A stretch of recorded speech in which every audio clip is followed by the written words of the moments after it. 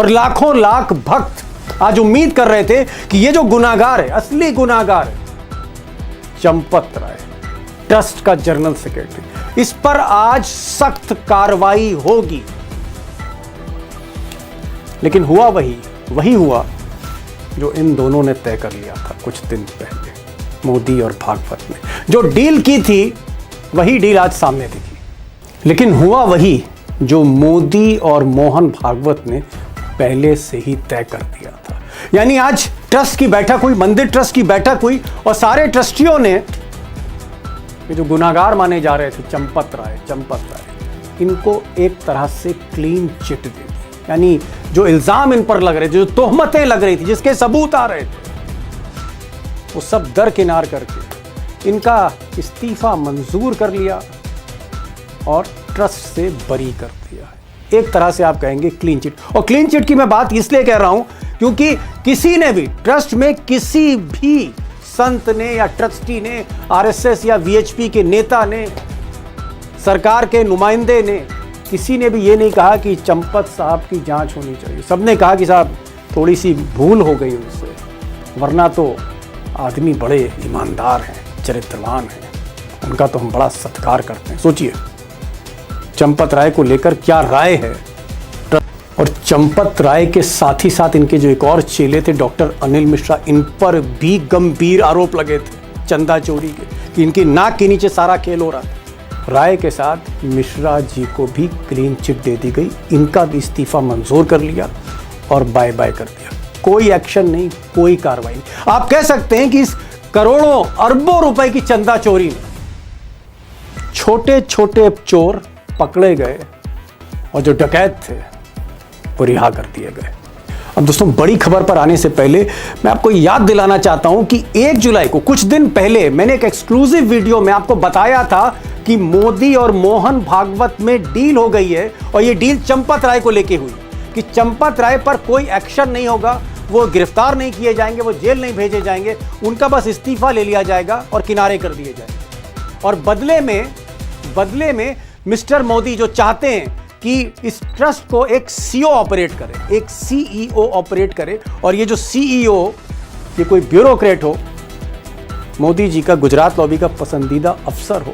तो मोदी चाहते हैं, अमित शाह चाहते हैं कि साहब जो ट्रस्ट है इसमें थोड़ा सा अमेंडमेंट हो, थोड़ा सा कुछ बदलाव हो, एक सीईओ रख दिया जाए, चीफ एग्जीक्यूटिव ऑफिसर रख दिया जाए। और आज वैसा ही हुआ, चंपत राय को क्लीन चिट और सीईओ पर भी फैसला हो गया। लेकिन दोस्तों, जो सबसे चौंकाने वाली बात यह है कि जो सारे ट्रस्टीज हैं, उन्होंने आज मीटिंग में चंपत राय जी को बेगुनाह बताया कि साहब ये तो अच्छे किरदार वाले हैं, ईमानदार आदमी हैं, कोई गलती नहीं हुई। लेकिन दूसरी तरफ गलती भी मान रहे हैं।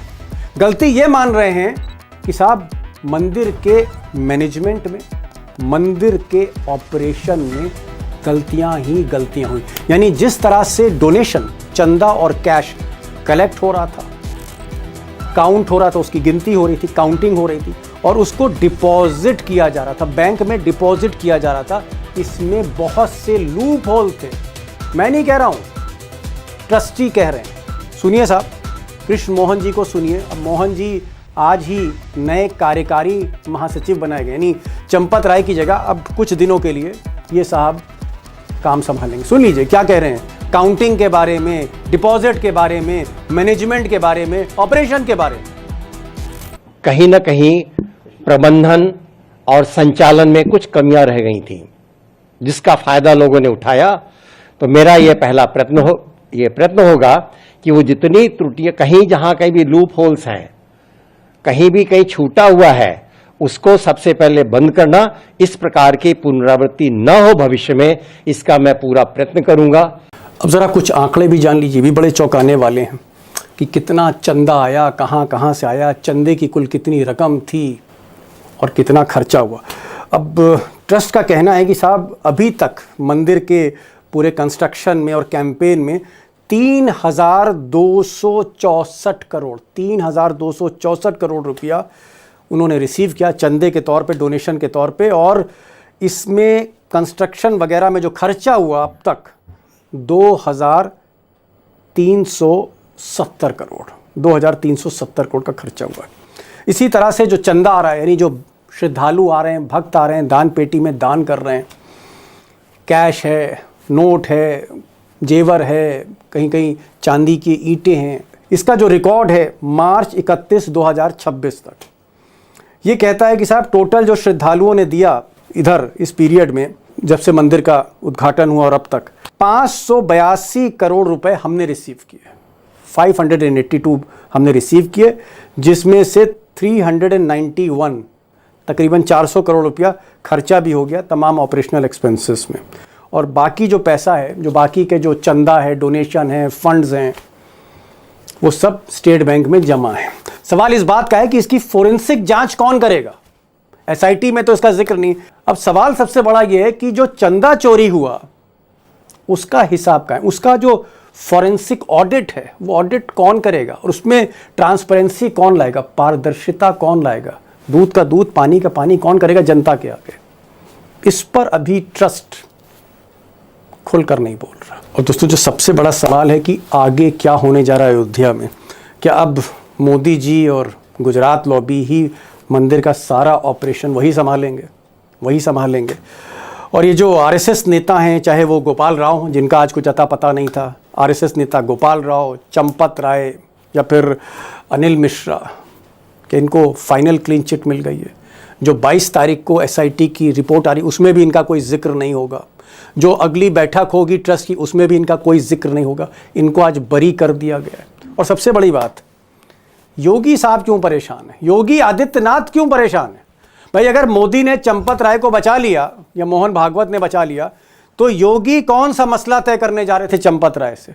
योगी भी परेशान है। तो आप कह सकते हैं कि पर्दे के पीछे भाजपा में भी खींचतान चल रही है, और ये मसला इतना आसान नहीं है, और आज इसीलिए 3 खास मेहमान बुलाए। आज हमारे साथ श्रद्ध प्रधान होंगे, 45 बरसों से आप कह सकते हैं लखनऊ और अयोध्या कवर कर रहे हैं, 45 ईयर्स, वेरी सीनियर जर्नलिस्ट, खुलकर बोलते हैं। हमारे साथ उमाकांत जी होंगे, 1988 से जब राम रथ यात्रा लेके निकले थे मिस्टर अडवाणी और पूरे देश में हल्ला मचा दिया था, तब से कवर कर रहे हैं अब तक। उमाकांत जी को सुनिए। और ये जो घपले हैं पैसे के, चंदे के, क्या क्या गलतियां हैं, इस पर प्रोफेसर अखिल स्वामी साहब को भी सुनिए। शरद जी, पहला सवाल मेरा ये है, आपको क्या लगता है, चंपत राय को चंपत कर दिया, अनिल मिश्रा को भी किनारे कर दिया, नील कर दिया, अनिल को नील, चंपत को चंपत, गलती नहीं मानी कि साहब चोरी नहीं है और ये गलतियां हैं, अपराध नहीं है?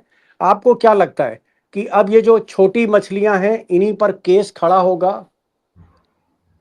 बिल्कुल दीपक, ये वैसे ही हुआ जैसे हम और आप सोच भी रहे थे। कुछ दिन पहले भी हम आपके साथ थे, तो यही कहा था कि ये इस्तीफा जो दिया जा चुका है चंपत राय और अनिल मिश्रा, गोपाल राव की वजह वही हम आगे बताएंगे कि क्या लगता है कि उनके खिलाफ कुछ छोड़ दिया, नाम गॉफ कर दिया है, क्योंकि वो भावी अध्यक्ष जो बनने वाले हैं आरएसएस के, उनके बहुत करीब। लेकिन सर, शरद सर, कर्नाटक, लेकिन शरद सर, क्या आपको लगता है कि मोहन भागवत और नरेंद्र मोदी, जब नरेंद्र मोदी सेशल से लौटे, बातचीत हुई उनकी, मोहन भागवत और नरेंद्र मोदी के बीच में जो डील थी कि भाई ठीक है, तुम चंपत राय को बचा लो और बदले में सीओ रख लो, क्या आपको लग रहा है वही आज आपको तस्वीर दिख रही है वो डील की, कि चंपत राय को बचा लो, जेल न भेजो? मानना ये रहा है कि इस मामले में नरेंद्र मोदी, अमित शाह और भागवत सब एक ही पेज पे थे, क्योंकि सबका ऑब्जेक्टिव यही था कि किसी भी सूरत में चंपत राय पे आंच ना आए। वो बेचारे इतने भले, इतने कमिटेड आदमी, और फिर मुझे तो ये बताया गया था आरएसएस वालों द्वारा प्रोग्राम्स में कि उनकी तो शादी भी नहीं हुई, इसलिए वो शरीफ आदमी है, क्योंकि आरएसएस की नजर में जो शादीशुदा लोग होते हैं वो करप्ट होते हैं, क्योंकि उन्होंने ये साफ साफ कहा कि अगर ये बेचारे वह, हाँ, तो इसमें बैचलर जो हैं वो बहुत शरीफ लोग होते हैं, जैसे चंपत राय खुद भी बैचलर है। अभी तरह तरह की कहानियां लोग उल्टी सीधी बताते हैं। बताइए, ये कोई कहना चाहिए कि टिन्नू यादव तो उनका पार्टनर था? इस तरीके की बातें। और यही वजह है कि आज सारा जो फोकस है वो इस बात पे, और इस काम के लिए इतना समय लगाया 3 घंटे का, मुझे समझ में नहीं आता। ये तो हमें कई दिन पहले पता था कि इसी तरीके से किया जाएगा, फॉर्मेलिटी होगी। और इसमें आप देखिए, इन्होंने जो एक्सप्लेन किया प्रेस कॉन्फ्रेंस में, उन्होंने कहा, पराशरन साहब ने ये कहा कि इनका जो इस्तीफा दे चुके हैं उसमें और कोई ऑल्टरनेटिव ही नहीं है। उसको एक्सेप्ट आपको करना ही है। अधिकार नहीं है एक्सेप्ट करने का और रिजेक्ट करने का अधिकार नहीं है। It is taken for granted कि उसी दिन हो गया। ये बड़ी नया नया एंगल ढूंढा है और ये पराशरन जैसे आप जैसे काबिल जूरिस्ट ही निकाल सकते थे ये रास्ता। तो आप देखिए इसमें सब कुछ इन्होंने कर डाला, सांप मरा लाठी नहीं टूटी, और जो आस्तीन के सांप है वो जिंदा है, क्योंकि ओहो। इसके पीछे ये कलर देखिए। और उसमें इसी के साथ साथ एक पैरेलल स्टोरी जो चल रही है, ये तो ऑफिशियल सोशल मीडिया पे जो चला रखी है आरएसएस ने, जो अखिलेश यादव वाला एंगल डाल दिया है। जस्ट बिकॉज टिन्नू यादव का नाम यादव है तो ऐसा लगता है कि, मुझे नहीं पता था कि संघी यादव जो है वो भी अखिलेश के गुलाम हो गए। ये तो जी। बहुत बड़ी मतलब अखिलेश के लिए तो हाँ, बेनिफिट की बात है कि सारे सुनते हैं, लेकिन जी इतनी रिडिकुलस बात है वो कि उसको लेकर के जोड़ दिया, जिससे कि उसका पर्पस है कि जी एंगेज कर दो। ये आरएसएस वाले जब ट्विस्ट देते हैं, ऐसा ट्विस्ट देते जी हैं कि आप उसी में लग जाए ये बताने में कि साहब हमारा इससे कोई संबंध नहीं है। वो जी कहानी साफ जी। डालिए इन्होंने शरद जब जो सर, बचाना था। आप कह रहे हैं कि नरेंद्र मोदी, अमित शाह और मोहन भागवत, इन तीनों की एक अंडरस्टैंडिंग थी जिसमें चंपत राय, अनिल मिश्रा, गोपाल राव, तीनों आरएसएस के लीडर्स को बचाना था। तो क्या आपको लगता है कि अब ये जो जांच है, इसका जो फोकस है ये ऊपर के लोगों पर नहीं जाएगा, जो बड़े लोग इसमें इन्वॉल्व हैं, कि ये जो पैसा था करोड़ों रुपए का, ये ऊपर तक क्या जा रहा था, ये जो ऊपर के लोग हैं अब ये बचा लिए गए हैं? आप क्या मान रहे हैं? फिलहाल इससे यही जाहिर होता है कि सिर्फ ये जैसे हम लोग कह रहे थे उस रोज कि ये छोटी मछलियां जो हैं, स्मॉल फिश, इनको हैंग कर दिया जाएगा और इनको बता भी दिया जाएगा कि देखो इनके खिलाफ भी, क्योंकि एविडेंस तो डिस्ट्रॉय हो चुकी है, तो इनको ये कह करके कि चलो थोड़े दिन के लिए तुम अंदर रहे ना, फिर वापस आओगे और पैसा तो तुम्हारे पास है ही। पैसा तो, क्योंकि पैसे की ट्रेल, ये प्रूव करना कि ये पैसा इसी मंदिर मंदिर में चोरी हुई, लेकिन पैसा कैसे गया इन आठों के पास, और बेचारे सिर्फ आठ ही यही हैं। बाकी तो बड़े जी बड़े लोग पता ही नहीं, चंपत राय को पता नहीं, प्रधानमंत्री को तो बिल्कुल ही नहीं पता, क्योंकि भारत में ही नहीं रहते हैं तो उनको कहां पता लगेगा कि राम मंदिर में चोरी हो रही है। इसी जी। तरीके